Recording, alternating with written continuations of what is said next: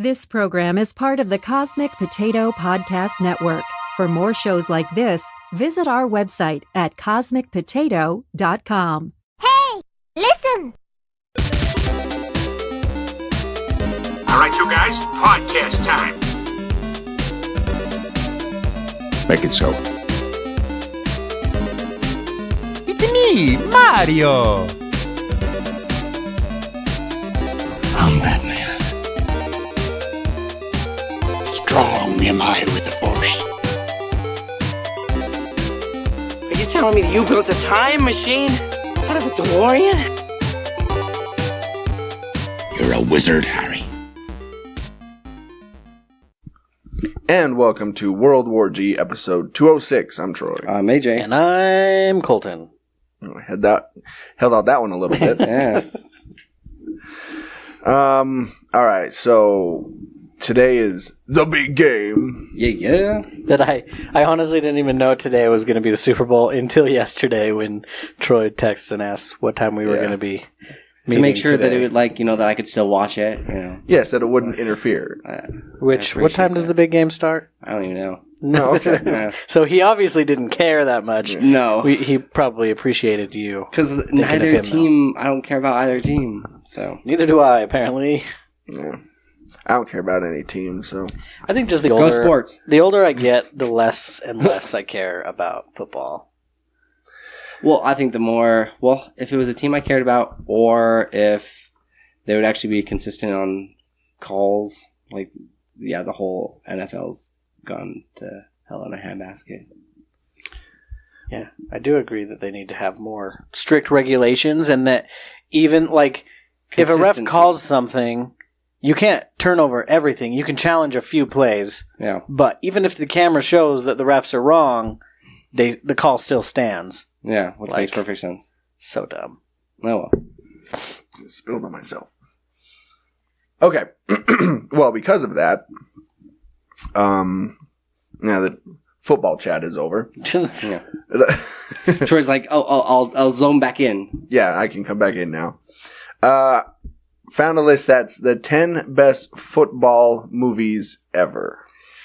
I have not read this list, but not going to lie, one of my favorite categories are sports movies. I love them, so I'm hoping there's a couple on the list. Let's see if you agree with these. All right. Number 10, Any Given Sunday from 1999. I have seen this one. With Jamie Foxx, Al Pacino. Yeah, it was all right. All right. Number 9, Varsity Blues. Also from 99. See, this one I didn't much care for as much. It was like an American Pie meets football. That one I actually remember watching. Yeah. I actually watched Varsity Blues. Was it the whipped cream scene that you remember? Well, I mean, who wouldn't remember that? Right? Yeah. Falling off the roof, that was hilarious. Number 8, Wild Cats from 1986. Ever see that? No, I can't say I have. Well, apparently it's with Goldie Hawn. She plays Molly McGrath, an American football-obsessed high school track coach at a prestigious school who dreams of being given the opportunity to coach the football team. When an opportunity to coach the team of an inner-city high school comes up, she applies and gets the job. She faces challenges in getting the team together, but turns their fortunes around and ends up taking them to the championship game, where she faces the school where she used to teach. Oh, man. Oh, man. It's very reminiscent of so many other sports movies. Oh, yeah. Next one, North Dallas 40 from Man, where did you find this list? These are dated movies. I know. 1979. Back when footballs were invisible. That's good. That's good. If you could see the picture that they have of the movie, yeah, that would make sense. He's holding up his hands in Talladega Nights. When he's like, I don't know what to do with my hands. Yeah, from 1979. Next one, Remember the Titans from 2000. I'm glad this one made the cut. This is probably top 5 favorite movies of all time. It's a good one. It's a solid one. Good old Denzel Washington. And the first one on this list that I've seen. Oh, there you go. Let's see. Next one. Not even sure what number this is. Rudy from 93. I've seen this one as well. This one is probably the most classic of all these ones that are on here. I think so. Yeah, people, they're all about Rudy. It's one of those films that's almost been ruined by the fandom. It's one of those. It's one of those movies I don't want to watch again because it's so many so people, hyped up. Yeah, so obsessed with it. Well, and that's what's weird because there's certain movies that are kind of a cult classic in different genres, primarily in horror. But this is like, as far as sporting movies go, this and like Chariots of Fire and some of these other ones, Rocky, you know, are for sure up there. But I've actually gone back. And he didn't give that great of a speech, and the way that they used him in the game, it was just, it wasn't. He didn't really do much. Yeah, but they've turned it into something that, well, like the real story from what I've read. I mean, he didn't. I don't think he did much. Yeah, no. If I'm not mistaken, the real Rudy. Mm-hmm. Next one, The Longest Yard. This is the 1974 version. Which I've never seen, and I think that they should put the other one on here because I'm sure that the most of the people reading this list have seen the remake over this one. I think maybe that's what they're going for. They're saying, I know that you like the 2005 version, but if you do, maybe you should go back and check out the original. You wouldn't have that version source material. Yeah, maybe that's what they're doing. Next one. I vehemently disagree with this. The Waterboy from 1999. And that's just because I have a deep hatred for Adam Sandler. See, this was back when Adam Sandler was still okay. When I didn't mind I disagree. him. Happy Gilmore, this one, I think that it just has some anti-Semitism undertones, this conversation. You just don't like Adam Sandler? You sure? Just Adam Sandler. Just Adam Sandler? Okay. Yes, I'm not saying that I don't like Jews. Say I don't like Adam Sandler. No, this was back before everybody realized that Adam Sandler was painfully unfunny and that he does the same thing in every single film he's in. Yeah? Yeah. And I can't say, I've recently seen an Adam Sandler movie that I liked. Hasn't he gone more? Exactly. Hasn't he gone more of the direction of directing? Because he has that Happy Gilmore Studios. Happy Madison. Madison, yeah. Yeah, he does do a little directing, but he always puts himself in his films. Right. So, and now he's doing a lot of Netflix stuff, and he has a few stand-up specials that he's done on Netflix. He's actually coming touring here to Salt Lake City. Oh boy. Right? Better be sure to get my tickets now. Hope he does the Hanukkah song. Yeah. Nah, I can't hear that enough. I'm not saying I hate Jews, by the way. I'm not saying that. Yeah, I hope he does the Hanukkah song. Wow. Geez. Or the Lunch Lady song. Maybe he'll do that one. That classic. Yeah. Next one. Brian's Song from 1971. I have seen this one as well. It's a classic. It is. I've never seen it, but I've always heard about it. You need to come up with a list of movies you need to watch that you've just not gotten around to see. Yeah. I probably should do that. And then the last one, Friday Night Lights from 2004. Ooh, this is a good one. The TV series, if you haven't watched it, is also really good. I thoroughly enjoyed it. There were some movies that didn't make the cut that as far as football movies go. The Blind Side. Radio, that was a great one. There was one with Kevin Costner came out a few years ago that I really like. What's it called? I think it's called Draft Day. Oh, yeah. Oh, yeah. I did like that one. I oddly really liked them. I saw it a couple times. I didn't much care for this one. We Are Marshall. The only it was all right, but the reason I didn't like it is because they tried to invoke too much of the feels. After the plane crash and everything, and at the very end, they're showing slides and playing this music and no. Well, never forget, right? Never forget. I am Marshall.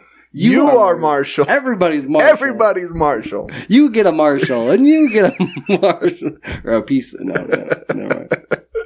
I won't go down that dark path. Okay. Should we just like segue directly into This Week in Geek? Yeah. That's a perfect segue, just like that. Let's segue into it, guys. Let's just shoe hammer.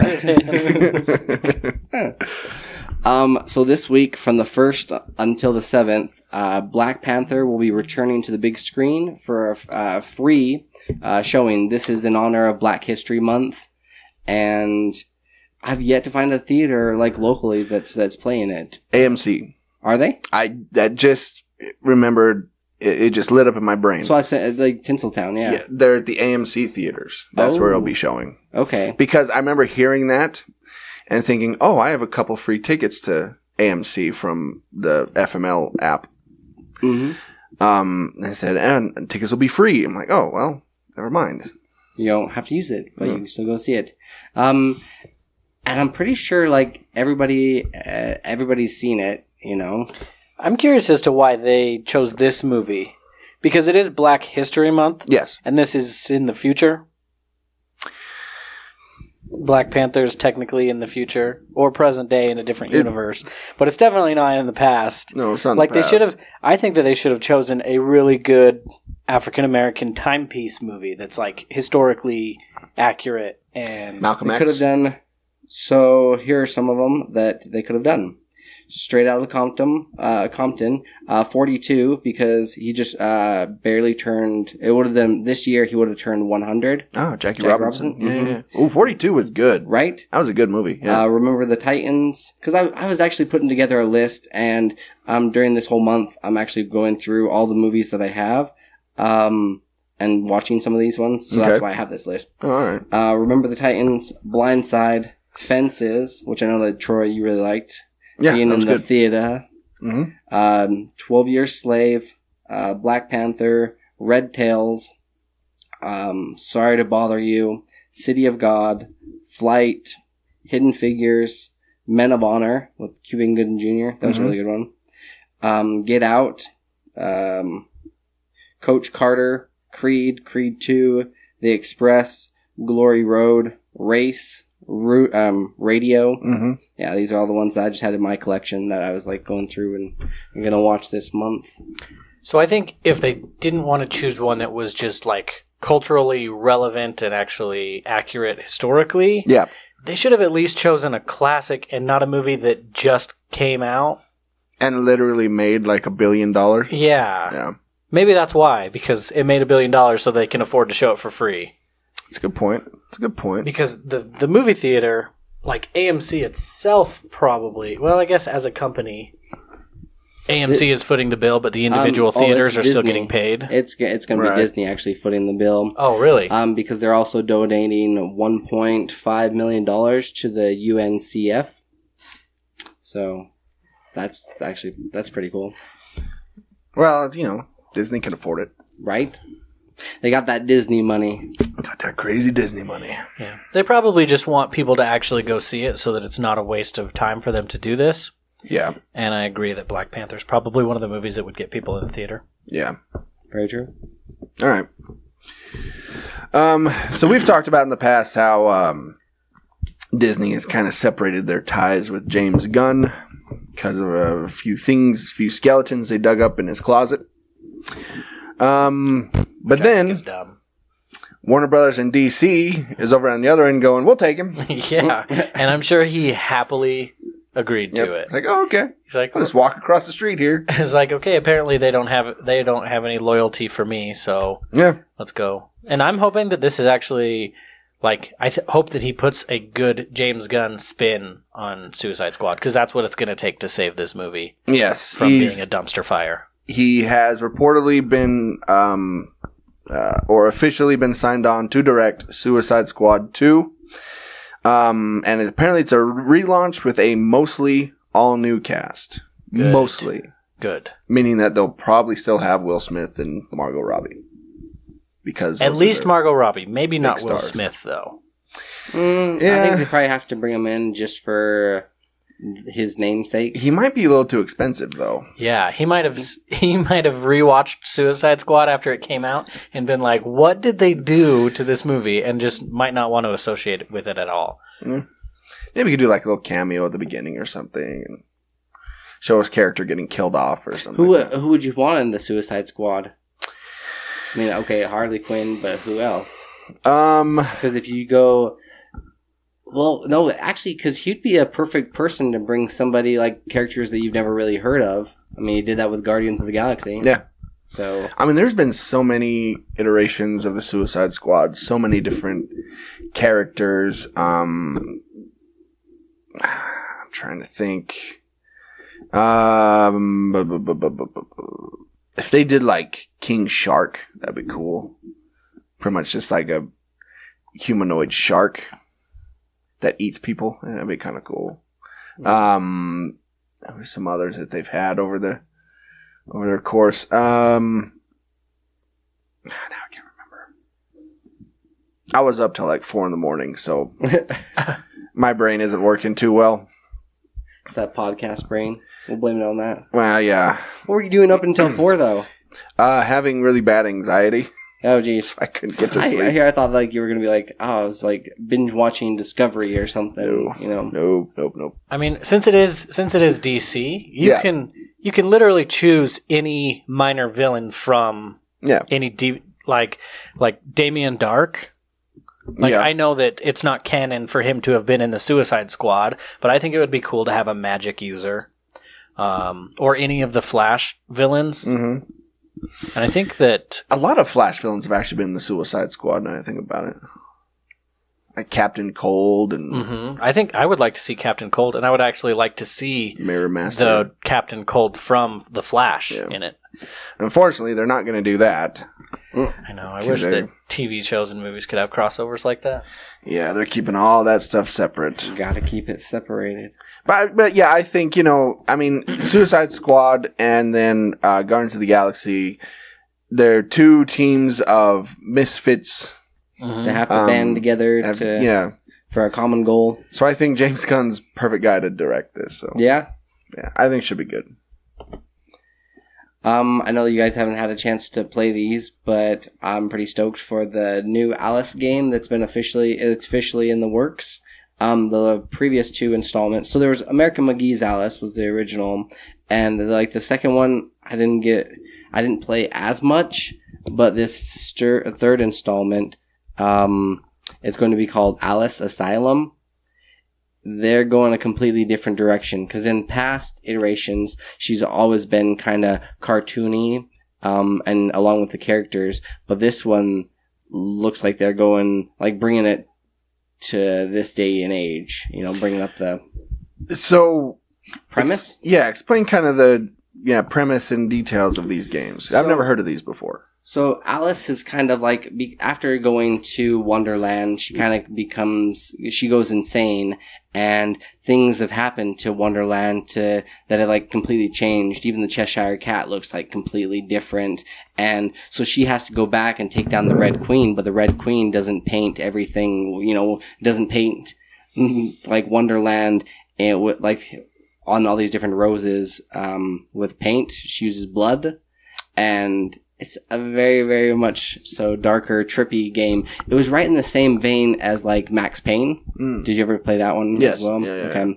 And just kind of like more of a psychological, trippy, twisted adaptation of Alice in Wonderland.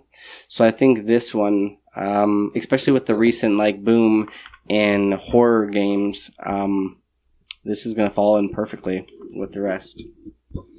So I'm definitely looking forward to it. So these games then, are they like is it like a first person type of game, or no, third person? Third person. Or at least they have in the past.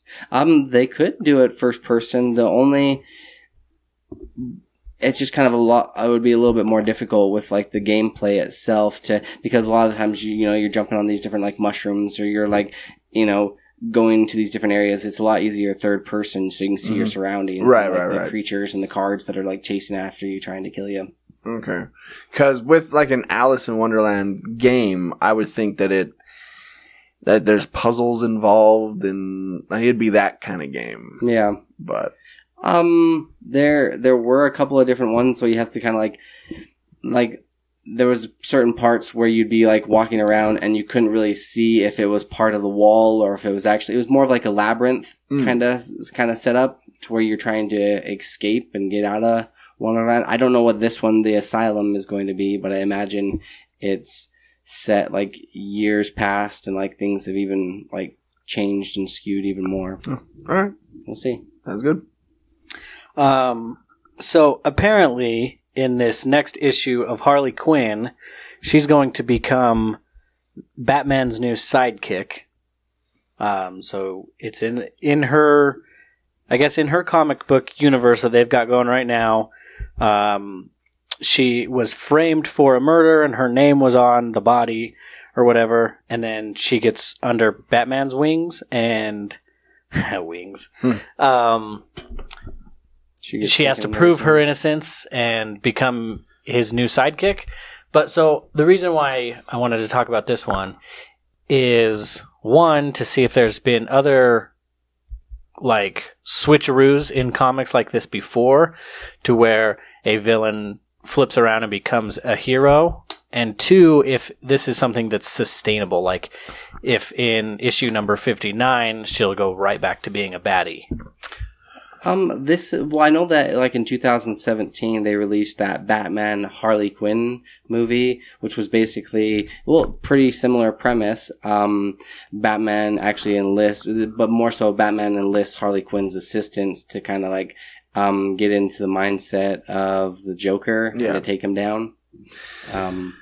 Yeah, I don't think it's sustainable. No. They may have her be his sidekick for maybe 3 or 4 issues, maybe something like that. Maybe in like a 12-issue arc or something. But I think eventually she'll go back to her normal ways. Gotcha. Yeah. Does this happen? This kind of stuff happen often? Yeah, the Riddler actually for a while was working with. He had been reformed and he was working with the GCPD. He'd actually be pretty helpful. Yeah. I'm trying to think of some other villains that kind of switch. Penguin does that a lot. He goes back and forth. Yeah. Speaking of Batman villains. it's more so they're more apt to do it if it's going to better them. Benefit them, yeah. Mm-hmm, yeah. Exactly. And you're always like, there's always in the back of your mind, you're wondering, when are they going to flip? When are they going to switch? When are they going to go back to the dark side? I'm trying to think if there's one that changed, that flipped and stayed good. I can't think of one. See, because this to me, it doesn't seem sustainable just because with all of Batman's previous sidekicks, they've all been more like, yeah, he's had to kind of rein them in, but he's had more say with what they do. Like, hey, go do this for me. Like, you need to train for this. You know, it's never been where she's like kind of campy and funny and quirky, and he's just like, all right, okay, stop. I can't handle this. Yeah. Doesn't seem very sustainable. Chokes her out. Right? Scarlet Witch and Quicksilver were villains when they first appeared. They were villains for a while, and they flipped and became heroes. And stayed heroes. Yeah. Well, one of them did. One of them became Hawkeye's bulletproof vest. Pincushion? Yep. Okay. So, apparently we're getting a lot of Fast and Furious movies, which, yay, I guess. It's all the movies that nobody wanted. So, the first Fast and Furious film, debuted back in 2001. You can believe that. Wow. 18 years ago? Yeah. And I know it's hard to remember, but it started out as street racing movies. Right. Right? Like the first 4, that's what it was about. And then they brought in, Dwayne Johnson, and they all became basically superheroes. More or less. Him and Jason Statham. And are they going back to their roots? No. They are not. So we got this new movie coming out that it's going to be Hobbs and Shaw, which is going to be Dwayne Johnson and Jason Statham in their own spin-off film. Because that's what the world's been clamoring for. I know I have. As much as I love Dwayne Johnson, and I do, I think it's time for him to slow down a little bit. Yeah. It just, back off, like making so many movies. Skyscraper wasn't good. I would like to see him do a serious movie. Rampage one that's not an wasn't action good. movie. He's doing that one Sports Recruiter one. You know which one I'm talking about? Yeah. The ones on TV. Ballers? Yeah, Ballers. Yeah, he's done a couple serious films. And he's good. Yeah. I think because he still wants to like continue to work out and stuff, and I think that's keep probably his problem. Like, yeah, if he's going to be a big jacked individual like he is, that's what people are going to want him for. That's true. You can't have. It's like Arnold Schwarzenegger or Sylvester Stallone back in the day. You can't have him in a movie and be this huge hulking guy and not address it somehow. Yeah, he has to be like an ex-CIA operative or football player, ex-something to justify how big he is. Yeah. Yeah. I'm trying to think of like a movie that he could... Okay, so a movie that's already been done with him, or not with him in it, but like a movie that's already been done that he could have taken the main role, the lead in. That's more of kind of a serious role. That he could have... That he could have done. I don't know. He's a really good actor. So he is. Pretty much any movie that has a serious role. He's a good actor. Which is weird, because he was a wrestler, and they're terrible actors when they're wrestling. Yeah, it's true. Troy's like, I don't know, like they had like there's a story arc and it was really convincing. I smell what he was cooking, Just wait till you get to my mobile game recommendation. Oh jeez. But no, I mean Dwayne Johnson was pretty good as a... Anyway, I can't think of a movie off the top of my head that he could have taken. Yeah, maybe we'll have to throw that up on like the World War G page. Oh, you know what? I could see him in a movie. The one just came out called The Mule with Clint Eastwood. Yeah, he could have been really good at that. Is that not an action movie? It's not. It's about a guy who becomes an unwilling drug mule for the cartel, and has yeah, and kind of age him a little bit. Yeah, and his family's being threatened or this kind of thing, and I think he would have been good at something like that. Well, that's kind of similar to like the what was it? The Rundown? No, what's the Walking Tall? Mm-hmm. Yeah, kind of a similar. Yeah, I could see that as well. What was that new movie that just came out about? Was it about Dick Cheney? Vice. Yeah. Okay, so as soon as they do a movie about Obama, we'll put Dwayne Johnson as Obama. Wouldn't that be just so funny? Yes. See this big jacked guy as the president. He's done that before. He did that on SNL a few times. That would be great. He was the Rock Obama. That makes perfect sense. Yeah, there you go. So the Switch. I haven't even gotten to my point of the Fast and Furious story. Oh yeah. We got off on a then we Dwayne can switch to a different topic. Yeah. But basically, these are building up. These Fast and Furious movies are building up to coming out one a year. Oh, like that's their plan. Well, see, the problem is there's already too many Fast and Furious movies. I know. Yeah, I just don't. I don't know why they're doing this. Using the name like Fast and the Furious, like Awakening of Fast and the Furious. Probably, yeah. Thunderstruck. I don't know.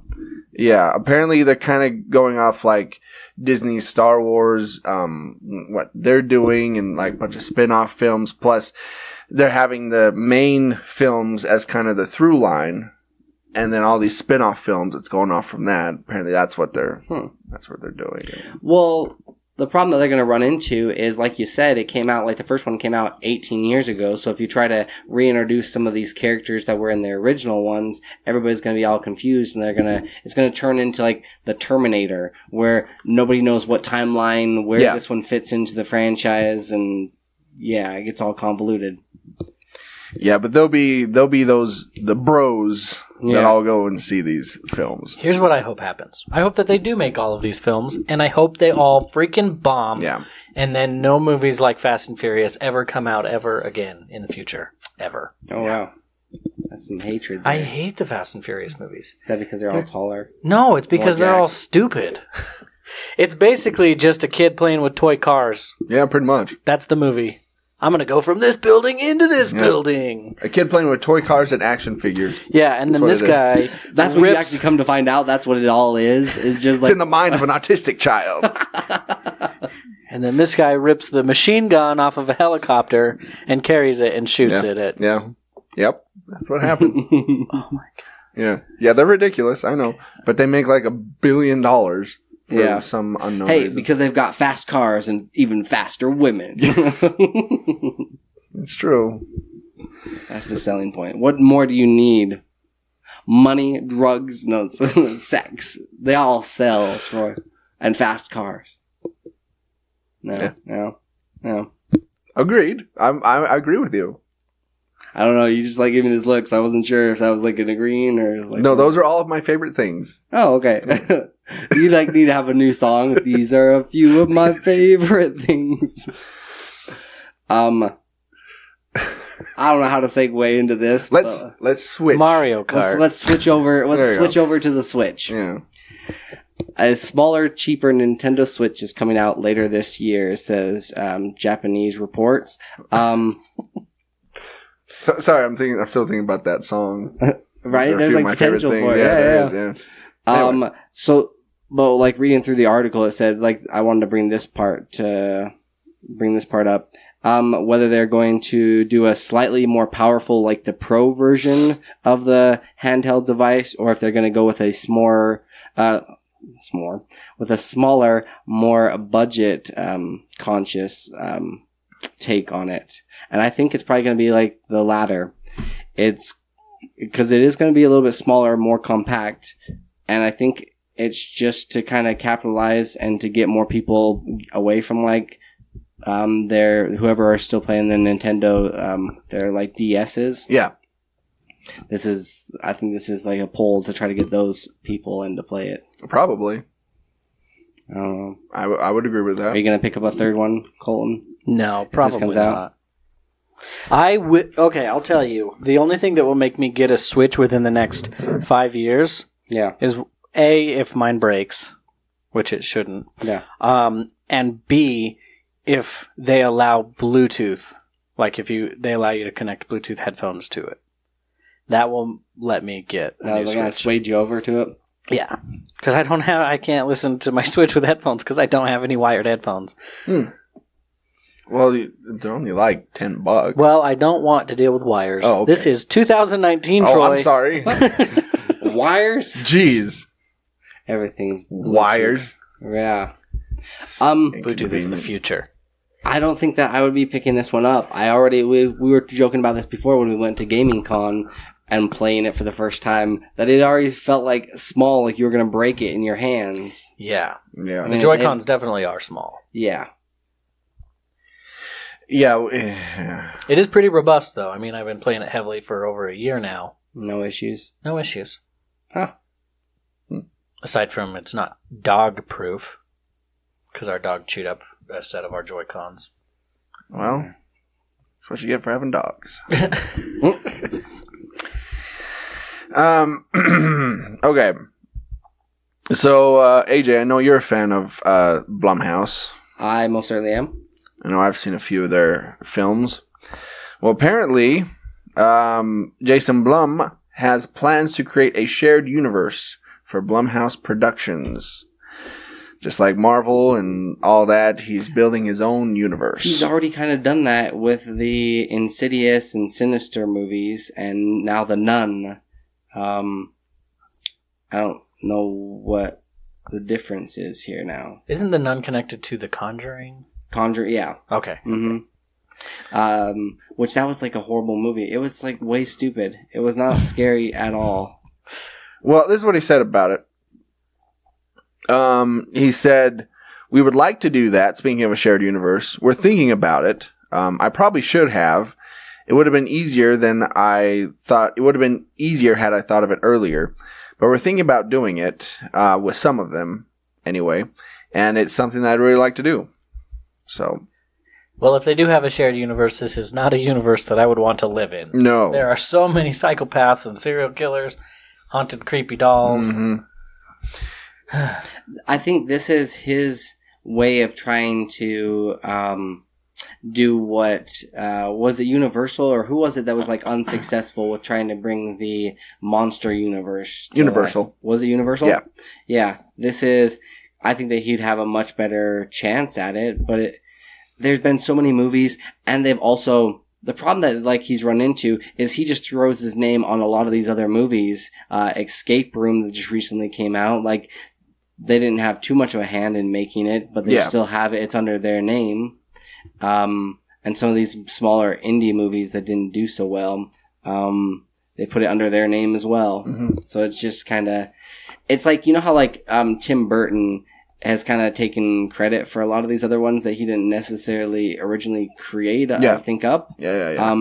That's what it is, but only to a bigger extent. So maybe he like produced it or his company produced it. Or, right. Yeah. So and to draw people in. Stamps his name on it. Right. Yeah. That's what this that's what this feels like. Which he's already done, so. All right. I don't know. Okay, I know you've got a lot to say about this, Troy. I have a lot to say about these next two stories, so Shaggy, beware. Like, see, I'm not 100% sure. I mean, it seems like it's like somewhat legit because I know that they have already done a petition for it, but they're saying Shaggy's been confirmed for Mortal Kombat 11. We all know how Troy feels about petitions, too. Right? Man, we're hitting these, like, hot buttons today. Now, if we only bring up, like, Deadpool, we'll have hit the trifecta. I love a petition. Yeah. Okay. Here's my issue with this.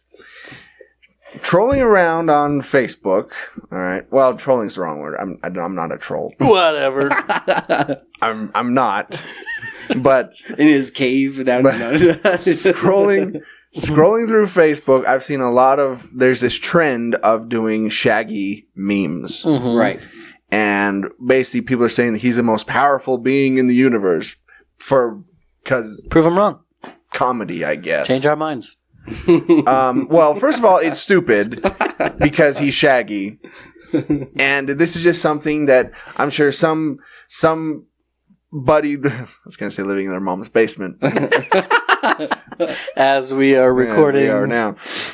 Not by choice, I'm just saying. Anyway, that it came up with like, oh, Shaggy, that'd be funny. And kind of like run with it. And it became this stupid viral thing that now, he's appearing in like Infinity War memes, like beating Thanos, and he's appearing in other memes like taking on Superman. I mean, it's just so stupid. People grasp onto these like little stupid ideas and just run with it. Yes. Yeah. And I think that's what this is. So I think Ed Boon, the creator of Mortal Kombat, I think he made this little image of this rendering of Shaggy taking on Scorpion. Is kind of like a might happen, could happen, give them what they want, that sort of thing. Well, it's to get people to buy the game, probably, and then say, we might do it as a DLC, it's like later on. But think about it. Why not have Shaggy be the most powerful being in the universe? Because it's just stupid. It's you're feeding this stupid fire. This okay. Because it's lending credence to this stupid internet meme age that we're in. That's what it's doing. But just think about it. Think of how much food Shaggy puts away. And he's a skinny guy, doesn't get fat. He is storing that energy for use to take on Thanos. You're part of the problem. And he's been in so many situations where he should be dead. You need to be part of the solution. He's never had a scratch on his body. That's because he's a cartoon he's character. He's indestructible. Okay, what about the movies? What about the movies? He's never been hurt in the movies. Not even once. He's never said the word ow. Has any of them? Maybe. We're not talking about Daphne. the others. Yeah, we're talking about where are the Shaggy. Daphne memes? Where are the Fred memes? Why is it stupid Shaggy? It's a stupid character from a stupid cartoon. Would you be happier if it was Scooby-Doo? No! I kind of would. That whole cartoon is stupid. Everything is stupid about this. Everything. It's all stupid. Everything is awesome. Okay. What's really funny about this is that this is kind of the day and age that we live in, where they'll grasp onto something and it'll be like hot for a minute and then it completely dies out, and then like all these big companies try to capitalize on it, and it doesn't and then they run it into the ground. Yes. And then they go on to the next thing. It's exactly what this is. Yeah. And then if it is a DLC, you'll have this game with your downloaded Shaggy character on it that you'll never play ever again, and you'll think, why is this on here? This is stupid. Why did I download this in the first place? I just can't wait till they add him to Super Smash Brothers. It's all dumb. It's all... Yeah. So let's call this trend because this has only gotten, I mean, now it's about 100,000 or so plus people that have actually signed this petition. Because it's funny. Let's call it before it happens. Yeah. So what else are they gonna throw Shaggy in before he gets overplayed and they move on to the next thing? Comic books? Probably comic books. T-shirts. He might throw up in tons of them. Yeah, he might pop up on like Street Fighter or something. Yeah. Or they might make some independent post-apocalyptic film with him. Really? I wouldn't doubt it. I don't think they'd go that far. I think it's going to be more of kind of what they've done with I think they'll have more plush toys, like do a whole line of toys, and then. But the other thing is, this is all. It's just going to be wasted money, right? And you're going to have warehouses full of Shaggy merchandise, and then now what are we going to do now? They're going to throw it to the dump. Yeah. Create more waste. Because that's what happens with these internet memes. Well, what they'll do... Flash in the pan. Is they'll make all these Shaggy toys, and they won't do well. And then, when Toy Story 5 comes out... And Shaggy is going to be a cast member of Toy Story 5, and then it'll totally ruin everything for Troy. Why do you hate me, Colton?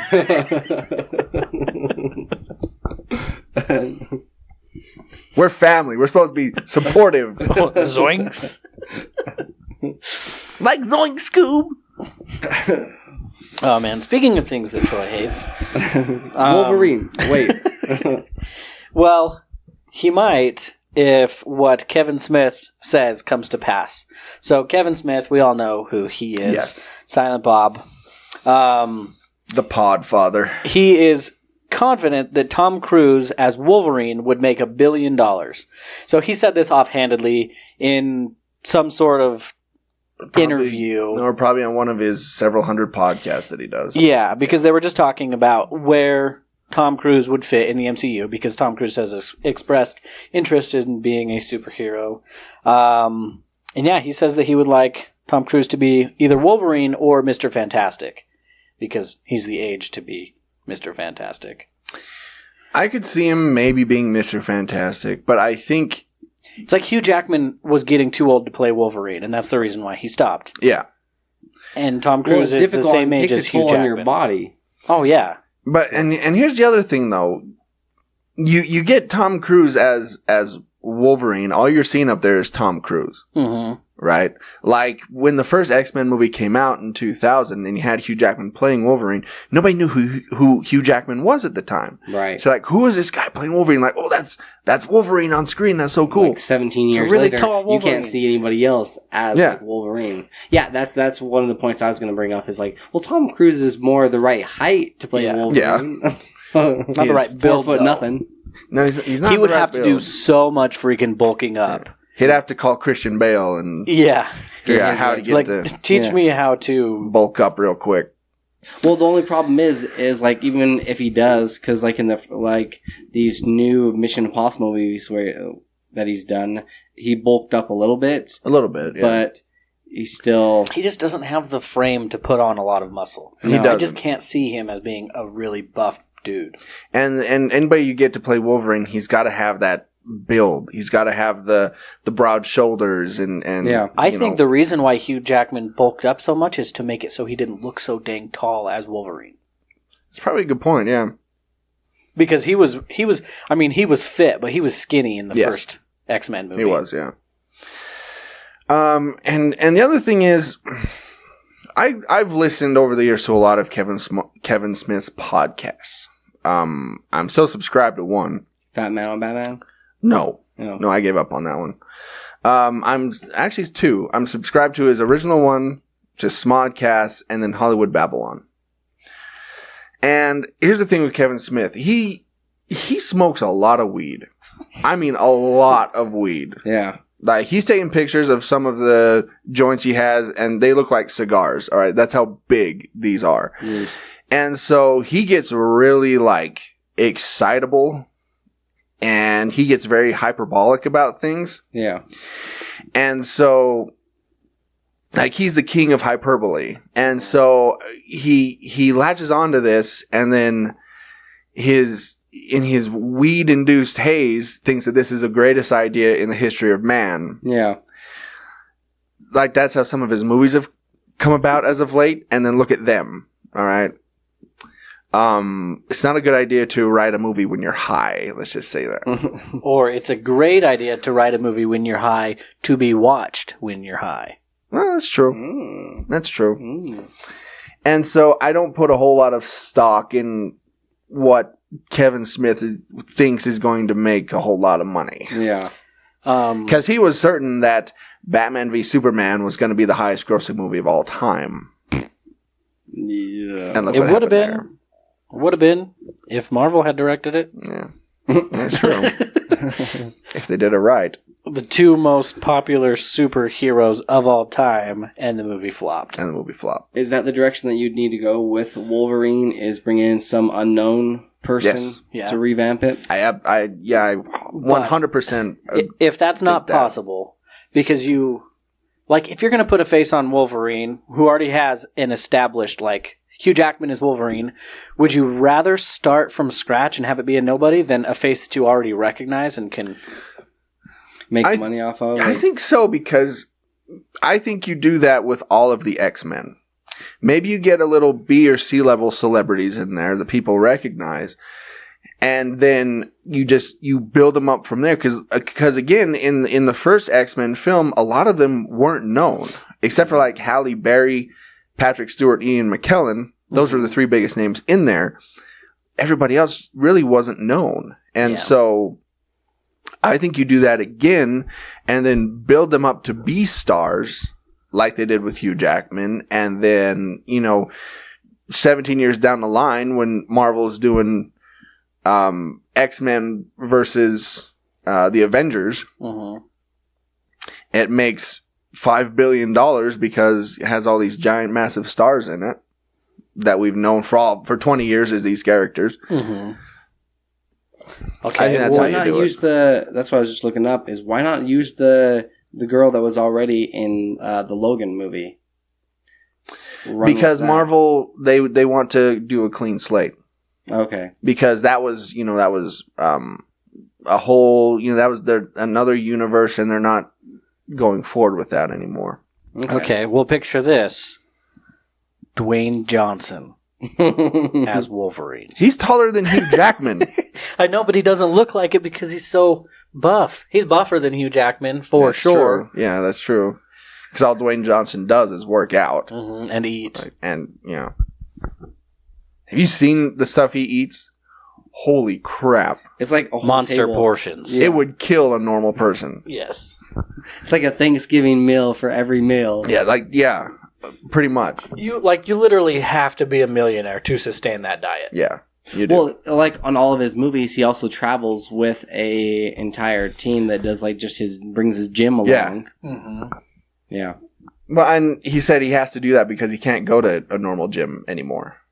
He just gets flooded with people to recognize him, so he can't do that anymore. I need to work out. Yeah, I don't think it'd be possible. All right. Well, now that we got you all hyped up, I think you're in the perfect mindset to talk about what you said you were going to talk about with us. I have a mobile game recommendation for those fans of cheesy 80s and 90s wrestling. Also, Dwayne "The Rock" Johnson. Perfect segue. Yes. Even though he was mid 90s, that's okay. You said 80s, 90s. I did. Still 90s.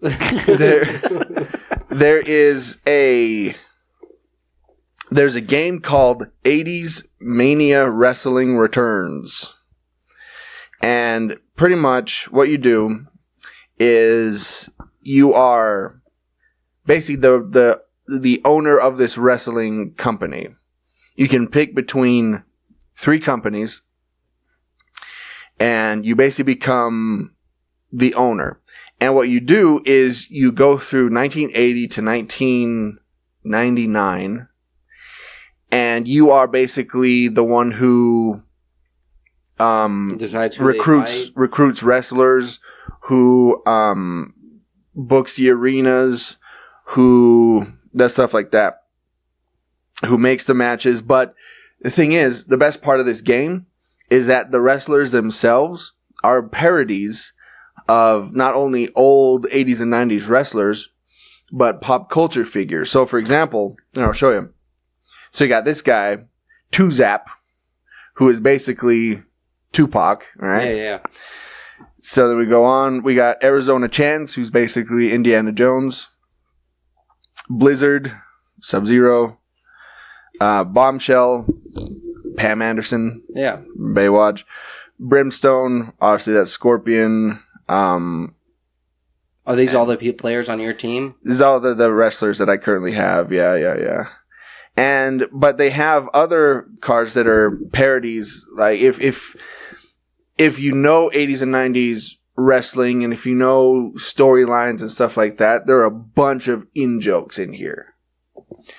So that's the other kind of fun thing. Now that guy is obviously from like Mr. T. Mm-hmm. He's called Dr. B. Oh, geez, nice. And so there are guys that are like opener wrestlers. There are guys that are main event wrestlers, legendary wrestlers, that sort of thing. So you don't actually get to see them wrestle? You do. Well, kind of. So here, let me just kind of go through here. So right now, I'm in May of 1998. All right. I've been playing this a lot. So I click on week 1 and I'll go to my first match. And so I'll pick the wrestler. Let's do Herman Nerd Super Spy. And then we'll do Caesar Sleaze. All right. So then, once you pick that, then you pick your sponsor that you can get. So let's pick Nice. Instead of Nike. And so we'll book that. And then I have all these other matches I can do. So here, let me do this. Let me just autofill this really quick. So start show. So here's what happens when they wrestle. It's just kind of these static images going back and forth, right? Mm-hmm. Then, that guy wins. And then you get an overall segment rating. Okay. Out of, I think it's 4 or 5 stars, one of the two. And so you got to think who's the biggest draw that you have, who will bring in the most people, who will bring in the most money. Like that one was a 4-star segment because those two were rivals. Okay. So how do you also be like? Is it say somewhere in their bio that these guys, they wear these certain shoes or something that you'd know to pair them with like Nike or? No, the sponsors don't really have a whole lot to do with it. It's just the bigger sponsors you get, the more money they bring in at the end of the show. Okay. The more revenue you get. And so, like, you can tell who's probably going to have feuds. Like, that guy is the Annihilator. Yeah. It's a Terminator. And then that guy is basically the T-1000. So you think, okay, those guys are going to have a feud. So you put them together, and then you'll get, like, what's called, like, a feud card. Okay. Where it's like, you unlocked a feud card. And so you can use that at a later time? Mm-hmm, you can use that, and that'll help you get more a higher rating on your matches and stuff like that. So by also knowing the in the past the 80s and 90s wrestlers and already knowing the feuds that they had, does that kind of help you or play? Okay. Yep. And then at the end, you can also see your overall ratings for like TV ratings. So you get first place, second place, or third place. I got first place on that one with a 16.55 rating. But anyway, and you just go through all the way to 1999, and I'm assuming it starts over and you do it again. But there's like, last time I checked, there's like over 1,000 cards that you can get. Not just wrestlers, but like, but like venues and sponsors and stuff like that. And it's just kind of a fun little time waster. Yeah. Yeah, but it's called 80s Mania Wrestling Returns for those of you out there that want to check it out. So that's my recommendation of the day. Sweet.